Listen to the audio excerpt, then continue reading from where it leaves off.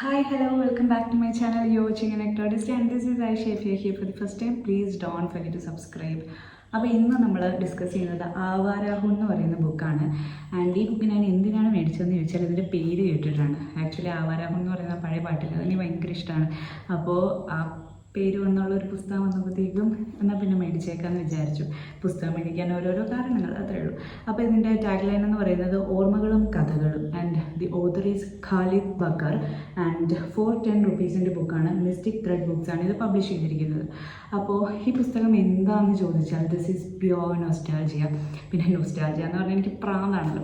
അപ്പോൾ അങ്ങനത്തെ ഏത് ബുക്ക് കിട്ടിയാലും എനിക്ക് ഭയങ്കര ഇഷ്ടമാണ്. നമ്മുടെ ദീപ നിശാന്ത്, ധാനി വള്ളിക്കാപ്പൻ തുടങ്ങിയവരുടെ കാറ്റഗറിയിലേക്ക് പെടുത്താൻ പറ്റുന്ന ഒരു ഓതറാണ്. ഈ ബുക്ക് ആക്ച്വലി ഞാൻ പകുതി വായിച്ചിട്ട് അതെനിക്ക് എൻ്റെ ഇത് കാണാതെ പോയായിരുന്നു. ആൻഡ് ഈ കാണാതെ പോയിട്ട് തിരിച്ച് കിട്ടുന്ന പുസ്തകങ്ങൾ ഭയങ്കര എന്ത് സാധനമാണെങ്കിലും എസ്പെഷ്യലി സ്പെഷ്യലാണ്. ആൻഡ് അങ്ങനെ ഒരു സ്പെഷ്യൽ ബുക്കാണ്. കാരണം ഞാനിത് പല സ്ഥലത്തും അന്വേഷിച്ചു. ആൻഡ് എനിക്ക് ഒരു തരത്തിലും ഇത് കണ്ടുപിടിക്കാൻ കഴിയുന്നില്ലായിരുന്നു. അവസാനം മനസ്സിലായി, ഇൻഫോ പാർക്കിലേക്ക് പോകുന്ന ബസ്സിൽ ഞാൻ വെച്ചിട്ടുണ്ടായിരുന്നു. ആൻഡ് അത് സർവീസിന് കൊടുത്തപ്പോഴത്തേക്കും അവിടെ നിന്ന് അതിൻ്റെ താഴെ നിന്ന് കണ്ടു കിട്ടിയ ഒരു പുസ്തകമാണിത്.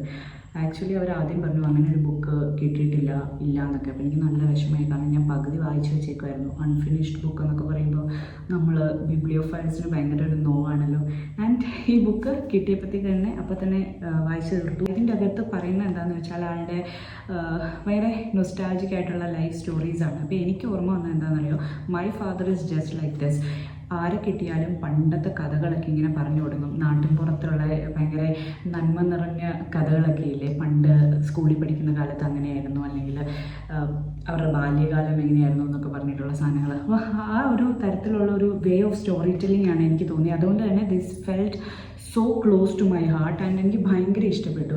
അപ്പോൾ ഒരു ഹോസ്പിറ്റലിലെ സ്റ്റോറിയാണ് തുടങ്ങുന്നത്. പിന്നെ സ്കൂള്, അതുപോലെ തന്നെ family, so many good things. And ഇത് ഖാലിദ് ബക്കർ എന്ന് പറയുന്ന ഓതർ ഈ speaking about his dearest people. And അവസാനം വായിച്ചു തീരുമ്പോഴത്തേക്കും his dearest people will become അവർ ഡിയറസ്റ്റ് പീപ്പിൾ. അങ്ങനെ ഒരു സാധനം നമുക്ക് ഈ കേട്ട് പരിചിതമാകുന്ന ചില ആളുകൾ നമുക്ക് പിന്നീട് അപരിചിതരാവില്ല എന്നൊക്കെ പറയില്ലേ, ആ ഒരു ലൈന് നല്ല രസമുണ്ട്. എല്ലാ മനുഷ്യരെ പറ്റി പറയുന്നതും നല്ല ഭംഗിയായിട്ടാണ്. And he has his own way of story telling. അതുകൊണ്ട് നമ്മളിങ്ങനെ ഇരുന്ന് വായിക്കും ബോറടിക്കാതെ. ആൻഡ് നൊസ്റ്റാൾജിയ സ്റ്റോറീസ് ഇഷ്ടപ്പെടുന്നവർക്ക് ഉറപ്പായിട്ടും ഇഷ്ടപ്പെടുന്ന ഒരു ബുക്കാണിത്. അപ്പോൾ എനിക്ക് ഏറ്റവും ഇഷ്ടപ്പെട്ട സ്റ്റോറി എന്താണെന്ന് ചോദിച്ചാൽ വളരെ സിമ്പിളായിട്ടുള്ള എന്നാൽ ഭയങ്കര സ്പെഷ്യലായിട്ട് തോന്നിയ ഒരു സ്റ്റോറി ഉപ്പ എന്ന് പറയുന്നതാണ്. കാരണം ഞാൻ ഈ ബുക്ക് എൻ്റെ കയ്യിൽ നിന്ന് മിസ്സായതിന് ശേഷം ഞാൻ വായിച്ചു തുടങ്ങിയത് ആ ഒരു സ്റ്റോറിയിൽ നിന്നാണ്. സോ എനിക്ക് ഭയങ്കര ഇഷ്ടപ്പെട്ടു. പിന്നെ ഈ റിലേഷൻഷിപ്പ് എല്ലാം ഭയങ്കര മാജിക്കലായിട്ടാണ് ഇതിൻ്റെ അകത്ത് എഴുതി വെച്ചിരിക്കുന്നത്. നല്ല രസമുണ്ട് കേട്ടോ. നമുക്ക് പെട്ടെന്ന് വായിച്ചു തീർക്കാൻ പറ്റില്ല. 273 പേജസ് ഉണ്ട്. എന്നാലും ഒറ്റ സ്ട്രെച്ചിന് സുഖമായിട്ട് വായിച്ചു തീർക്കാൻ പറ്റുന്നൊരു പുസ്തകമാണ്. കാരണം ബോറടിക്കൊന്നുമില്ല. പിന്നെ മറ്റുള്ളവരുടെ ജീവിത കഥകളും ഇങ്ങനെ അനുഭവങ്ങളും ഒക്കെ വായിക്കാൻ ഇഷ്ടപ്പെടുന്ന ആളുകളാണെങ്കിൽ ഒരുപാട് ഇഷ്ടപ്പെടും. ആൻഡ് ബ്ലർബ് വായിക്കാം കേട്ടോ. പ്രണയത്തിൻ്റെ സോഷ്യലിസ്റ്റ് പ്രത്യയശാസ്ത്രം ഖാലിദ് ജീവിതത്തോടൊപ്പം ചേർത്ത് പിടിക്കുന്നു. പ്രണയാർദ്രമായ മനസ്സുള്ളവരുടെ ഏറ്റവും വലിയ പ്രത്യേകത അവർക്കെല്ലാം ആസ്വദിക്കാൻ സാധിക്കും എന്നുള്ളതാണ്. പ്രകൃതിയെയും മനുഷ്യനെയും അവയുടെ ഓരോ ചെയ്തികളെയും ദുഃഖമെന്നോ സന്തോഷമെന്നോ വ്യത്യാസമില്ലാതെ ഉൾക്കൊള്ളാനും ആസ്വദിക്കാനും കഴിയും.